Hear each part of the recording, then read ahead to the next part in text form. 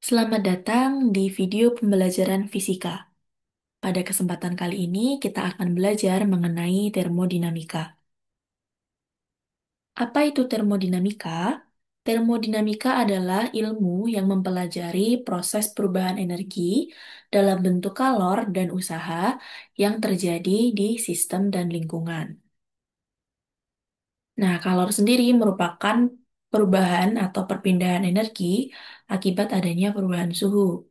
Sementara usaha adalah perubahan energi atau perpindahan energi melalui cara-cara mekanik atau dengan alat. Nah, dalam termodinamika kita mengenal istilah sistem dan lingkungan. Sistem itu adalah objek yang diteliti dalam termodinamika, sementara lingkungan adalah segala sesuatu yang ada di sekitar sistem. Contohnya, gas di dalam tabung itu adalah sebuah sistem, sementara udara di sekitar tabung gas itu adalah lingkungan. Contoh lainnya, air di dalam botol. Nah, air di dalam botol itu termasuk ke dalam sistem, sementara udara di sekitar botol itu adalah lingkungan. Nah, bisa kita lihat di gambar berikut ini. Kita lihat di sini ada air yang sedang dimasak dalam sebuah panci ya. Nah, dalam gambar ini, yang menjadi sistem adalah air yang berada di dalam panci. Sementara lingkungannya adalah ada udara, ada api di kompor, seperti itu. Sistem sendiri ada tiga macam. Ada sistem terbuka, sistem tertutup, dan sistem terisolasi. Yang pertama, sistem terbuka. Cirinya ada pertukaran energi dan materi dengan lingkungannya. Energi dan materi dengan lingkungannya, ada pertukaran. Kemudian yang kedua, batasannya tidak tetap dan dapat berinteraksi bebas dengan lingkungan. Bisa lihat di sini ada kopi yang panas dalam cangkir. Ini tidak ada tutupnya, jadi tidak ada batasannya. Dia bisa berinteraksi dengan bebas dengan lingkungannya. Jadi kemudian nanti kopi yang panas bisa turun suhunya karena suhu lingkungannya jauh di bawah suhu kopi yang panas gitu. Contoh kedua di sini ada air yang dimasak gitu. Air yang dimasak ini mengalami pertukaran energi dan materi. Energinya dari api, kemudian air yang mendidih itu mengalami pertukaran materi karena dia juga menguap ke udara atau ke lingkungan gitu ya. Hal serupa juga terjadi di proses penguapan di air laut. Kemudian yang kedua ada sistem tertutup. Nah, sistem tertutup ini cirinya ada pertukaran energi dengan lingkungan, tetapi tidak ada pertukaran materi. Kemudian ciri yang kedua adalah massa sistem tetap konstan. Contohnya di sini ada memasak menggunakan presto. Presto itu kan dia disegel, ditutup gitu ya. Ada pertukaran energi dari api kompor yang panas ke presto, tetapi dari dalam presto tidak ada penguapan untuk keluar begitu. Kecuali nanti setelah tutupnya dibuka, itu akan menjadi sistem yang terbuka. Tapi kalau panci prestonya ditutup, itu masih menjadi sistem tertutup. Kemudian contoh berikutnya ada termometer air raksa. Termometer air raksa ini kan tertutup, tidak ada materi yang keluar maupun masuk ke dalam termometer air raksanya. Tetapi eh, termometer ini bisa mengukur panas dengan eh, menggunakan energi dari lingkungan yang eh, mempengaruhi pemuaian atau penyusutan dari air raksa sendiri, gitu ya. Kemudian yang ketiga ada air di dalam galon. Yang ketiga ada sistem terisolasi. Sistem terisolasi ini cirinya yang pertama tidak ada pertukaran energi dan materi dengan lingkungannya. Kemudian yang kedua merupakan pendekatan karena hampir tidak mungkin terjadi. Contohnya di sini ada termos air panas, termos es, dan juga tabung gas. Ketiga contoh ini bisa kita lihat eh, tidak ada pertukaran energi. Jadi kalau dilihat termos air panas maupun termos es itu tidak mengalami pemanasan atau pendinginan eh, yang dipengaruhi oleh lingkungan sekitarnya. Begitu pula dengan tabung gas. Juga tidak ada pertukaran materi karena tidak ada yang keluar maupun masuk dari ketiga contoh ini, ya. Akan tetapi sistem terisolasi ini bisa dibilang hanya pendekatan karena hampir tidak mungkin terjadi. Sebagai contoh, termos es atau termos air panas itu kalau kita diamkan berjam-jam dia nanti akan tetap eh, mencapai kesetimbangan termal dengan lingkungannya. Suhunya akan mendekati suhu lingkungan di mana dia berada. Itu karena memang tidak terisolasi dengan sempurna. Ya. Nah, dalam termodinamika kita juga mengenal beberapa besaran.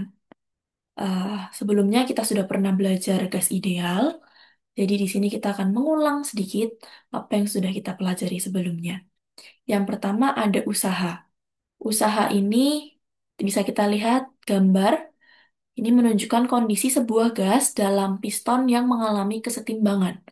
Kemudian dia dipanaskan sehingga gas ini memuai, memuai sehingga pistonnya ini naik ke atas dan mengalami perpindahan sejauh delta S. Nah, usaha yang dilakukan oleh gas dalam proses ini itu dapat diketahui dengan menggunakan persamaan berikut ini. W sama dengan F kali delta S. F-nya itu gaya, delta S adalah perpindahan. Atau bisa juga kita gunakan rumus W sama dengan P kali delta V. Ini yang akan lebih sering keluar ya di termodinamika. W sama dengan P kali delta V. P itu usaha, terus mohon maaf, W itu adalah usaha, kemudian P ini adalah tekanan, dan delta V adalah selisih atau perubahan volume dari V2 dikurangi V1 gitu. Kemudian, besaran yang kedua ada persamaan gas ideal.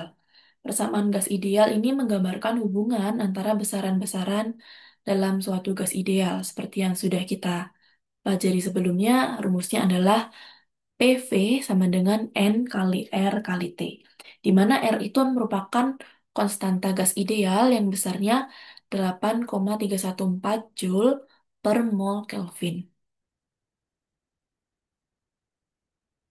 Yang berikutnya kita mengenal energi dalam.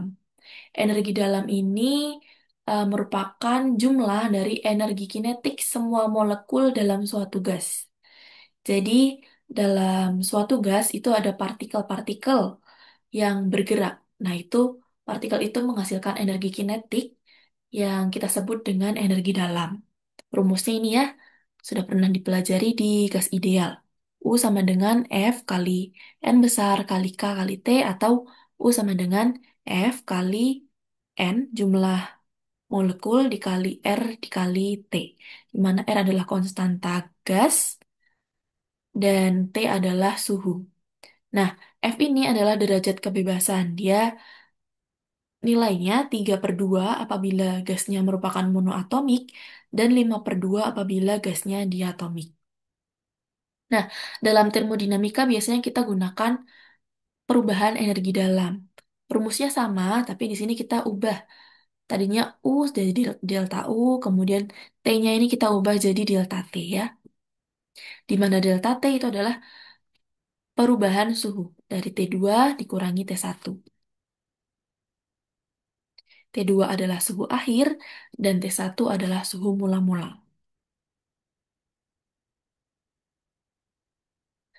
Nah, dalam termodinamika ini kita belajar mengenai beberapa hukum-hukum termodinamika. Yang pertama ada hukum keenol. Hukum keenol ini menyatakan bahwa jika dua benda masing-masing dalam keadaan kesetimbangan termal dengan benda ketiga, maka mereka juga berada dalam kesetimbangan satu sama lain. Maksudnya gimana? Jadi, misalkan kita berada dalam sebuah ruangan, suhunya 25 derajat Celcius. Maka segala hal yang ada di dalam ruangan itu akan memiliki suhu 25 derajat Celcius. Kenapa? Karena mereka berada dalam kesetimbangan termal. Tidak ada yang dipanaskan dan tidak ada yang didinginkan. Gitu. Contohnya di sini, di sebuah ruangan, maka di sini TV-nya ini 25 derajat, sofanya 25 derajat, mejanya juga begitu, jendelanya begitu, pintunya begitu. Jadi, semuanya berada dalam kesetimbangan termal, suhunya sama. Kemudian kita mengenal hukum ke-1 termodinamika. Hukum ke-1 termodinamika ini menyatakan bahwa energi tidak dapat diciptakan atau dimusnahkan, tetapi hanya dapat berubah bentuk. Nah, hukum ke-1 ini bisa dikenal sebagai hukum kekekalan energi.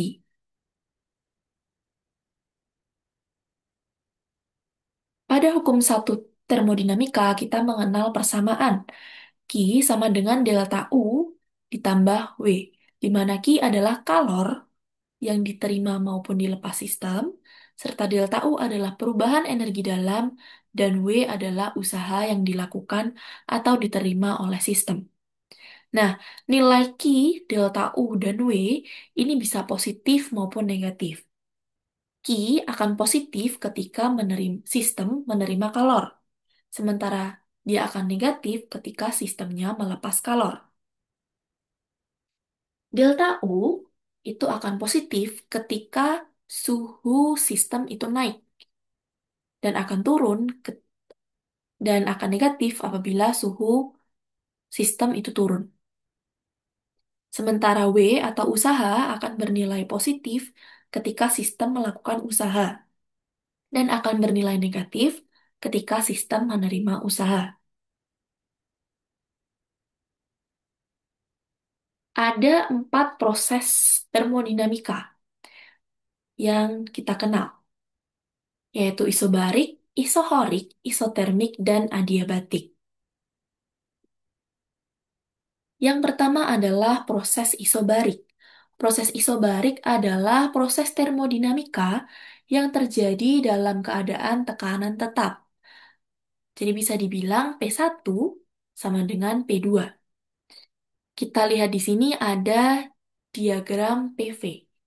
Dalam gas ideal kita belajar bahwa diagram PV itu adalah diagram yang menggambarkan kondisi suatu gas dalam sebuah diagram dengan sumbu V, sumbu X berupa volume, dan sumbu Y berupa tekanan. Itu ya. Nah, bisa kita lihat di sini ketika sebuah gas dipanaskan, maka pada proses isobarik ini akan menghasilkan diagram PV yang horizontal dengan panah ke kanan. Maksudnya ketika tekanannya tetap, kemudian suatu gas itu dipanaskan, maka akan mengalami pertambahan volume. Sebaliknya, ketika didinginkan atau mengalami pendinginan dengan tekanan tetap, maka suatu gas itu akan mengalami penyusutan volume. Gitu. Nah, dalam proses isobarik ini, kita eh, bisa menggunakan hukum Boyle-Gay-Lussac. Pada gas ideal, kita pernah belajar bahwa Boyle-Gay-Lussac itu berbunyi P1 kali V1 per T1 sama dengan P2 kali V2 per T2. Nah, karena kondisinya isobarik, P1 sama dengan P2, maka kita bisa sebut bahwa pada isobarik ini, persamaan Boyle-Gay-Lussacnya adalah V1 per T1 sama dengan V2 per T2. Untuk kalor yang terjadi di proses isobarik itu dapat diukur menggunakan hukum ke-1 termodinamika tadi. Q sama dengan delta U plus W. Q-nya kalor, delta U-nya perubahan energi dalam, ditambah W-nya usaha. Sementara usahanya sendiri itu bisa dihitung dengan menggunakan rumus P kali delta V. P-nya tekanan, Pascal, dikali delta V. Itu perubahan volume atau selisih, itu V2 dikurangi V1. Begitu. Nah, lanjut ke berikutnya. Ada proses isohorik atau isovolumik. Ini adalah proses termodinamika yang terjadi dalam kondisi volume tetap. Jadi, baik gas itu dipanaskan maupun didinginkan, volumenya tidak berubah. Nah, Dapat dilihat dari diagram PV bahwa ketika sebuah gas isohorik itu dipanaskan, dia akan mengalami peningkatan tekanan. Sementara ketika didinginkan, dia akan mengalami penurunan tekanan. Dengan bentuk diagramnya yang vertikal ya. Nah, persamaan hukum Boyle-Gay-Lussac dari isohorik adalah P1 per T1 sama dengan, mohon maaf ini P2 per T2. Nah, sedangkan kalornya itu Q sama dengan delta U. Kenapa delta U? Karena kita ingat lagi bahwa usaha itu sama dengan tekanan dikali perubahan volume. Sementara untuk isohorik sendiri tidak ada perubahan volume atau volumenya nol. Berarti Q sama dengan delta U. Ya, W-nya nol. Gitu. Kemudian yang ketiga ada isotermik. Itu adalah proses termodinamika yang terjadi pada keadaan suhu tetap. Nah, kita bisa lihat hukum Boyle-Gay-Lussac pada isotermik adalah P1 kali V1 sama dengan P2 kali V2. Untuk kalornya sendiri itu ada Q sama dengan W, mana kalor sama dengan usaha, dan energi dalamnya sama dengan nol. Kenapa? Karena perubahan energi dalam itu kan dipengaruhi oleh perubahan suhu, sementara isotermik itu tidak ada perubahan suhu. Jadi delta U-nya itu sama dengan nol. Nah, kalau kita lihat di diagram PV ini berbeda dengan isobarik dan juga isohorik, isotermik ini bentuk grafiknya melengkung gitu ya. Melengkung dan dia cenderung pipih gitu. Nah, usaha dari proses isotermik itu dapat kita ukur dengan persamaan seperti ini. W sama dengan nRT kali Ln V2 per V1 atau sama dengan nRT dikali Ln P1 per P2.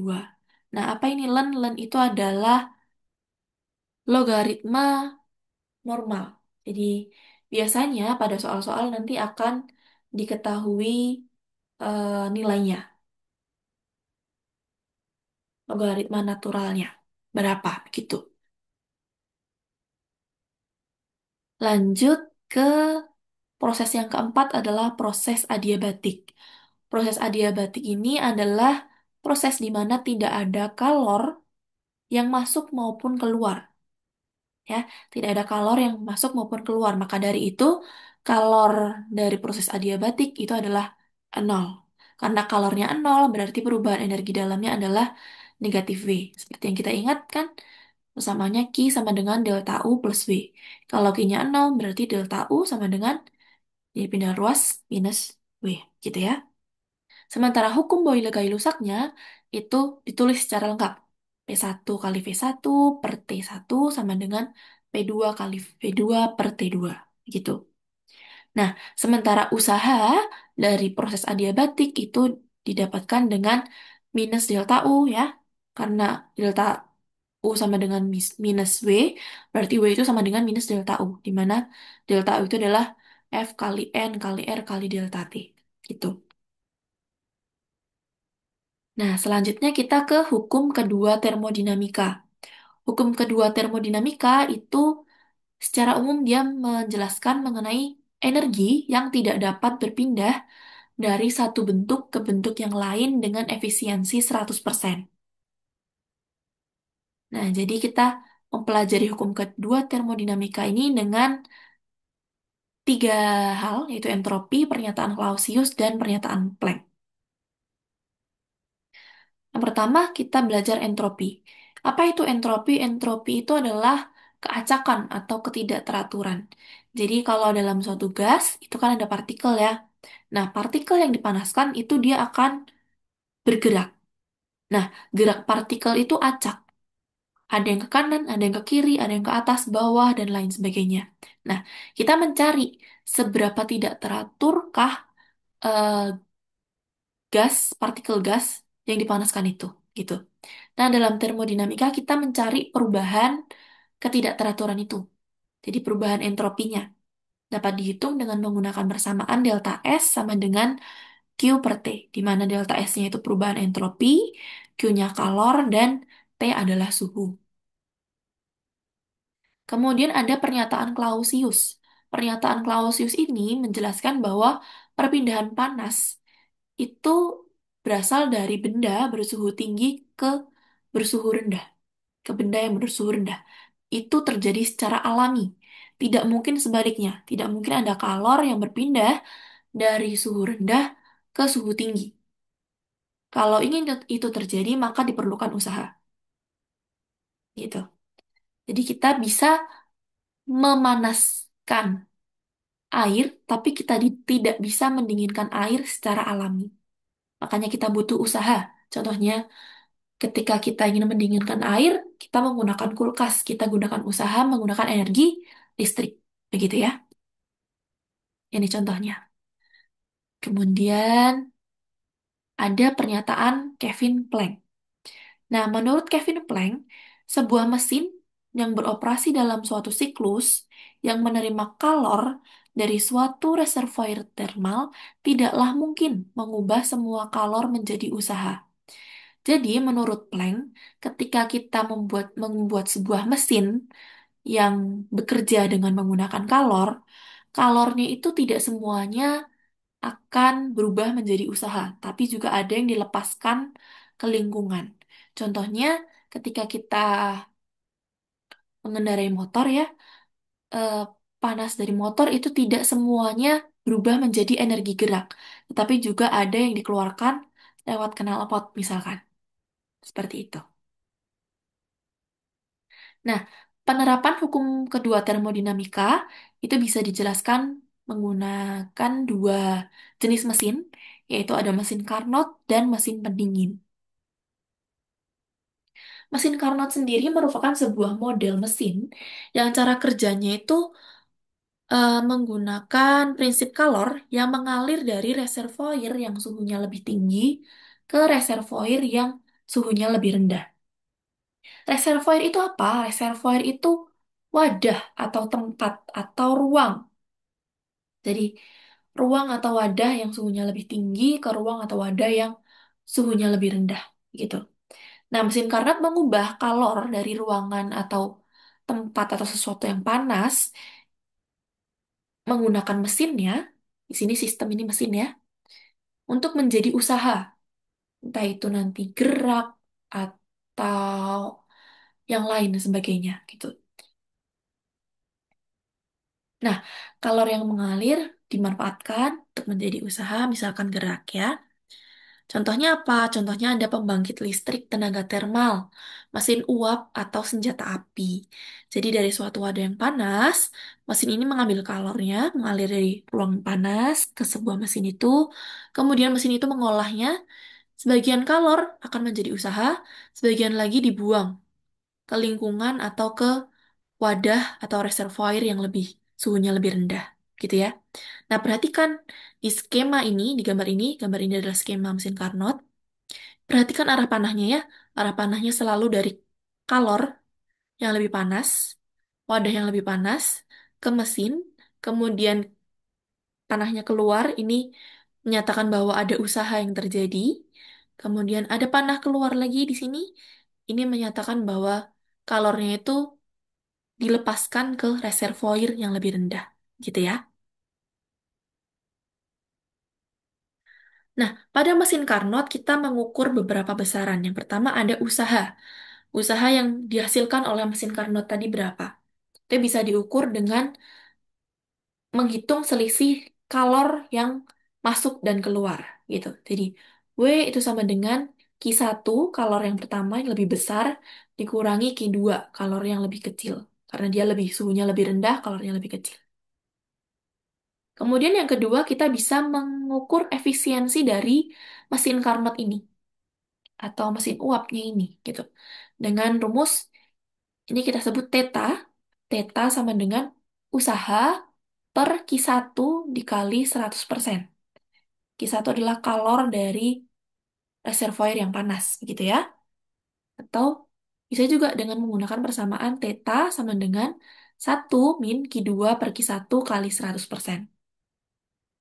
Nah, selain efisiensi mesin nih kita bisa mencari efisiensi mesin Carnot. Jadi karena Q1 per Q2 itu sama dengan T1 per T2, dia sebanding, kita bisa ukur efisiensi mesin Carnot ini dengan rumus 1-T2 per T1 kali 100%. Apa bedanya? Ini mesin yang biasa ini kita sebut teta, yang efisiensi mesin Carnot ini kita sebut teta aksen ya. Nah, teta aksen ini nilainya biasanya cenderung lebih besar. Kenapa? Karena ini adalah ceritanya dia nilai yang idealnya. Idealnya Q1 itu selalu Q1 per Q2 itu selalu sama dengan T1 per T2. Harusnya selalu ideal. Tapi karena mesin itu kan ada kekurangannya, ada kelemahannya dan faktor-faktor yang lain. Jadi biasanya efisiensi mesin yang teta itu nilainya selalu lebih kecil daripada efisiensi mesin Carnot yang menggunakan suhu. Gitu ya. Jadi nilai teta itu selalu lebih kecil atau sama dengan teta aksen. Tidak mungkin lebih besar daripada teta aksen. Begitu.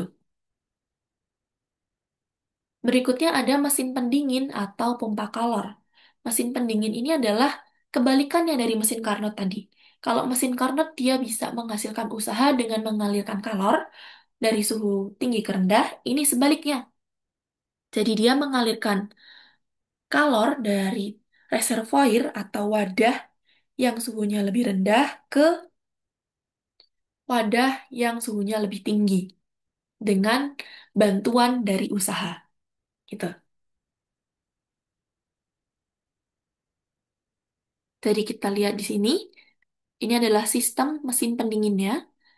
Jadi ini ada sebuah reservoir atau wadah dengan suhu yang lebih dingin. Kita sebutnya Q2 tetap sama dengan mesin Carnot tadi. Hanya arah panahnya yang berbeda ya.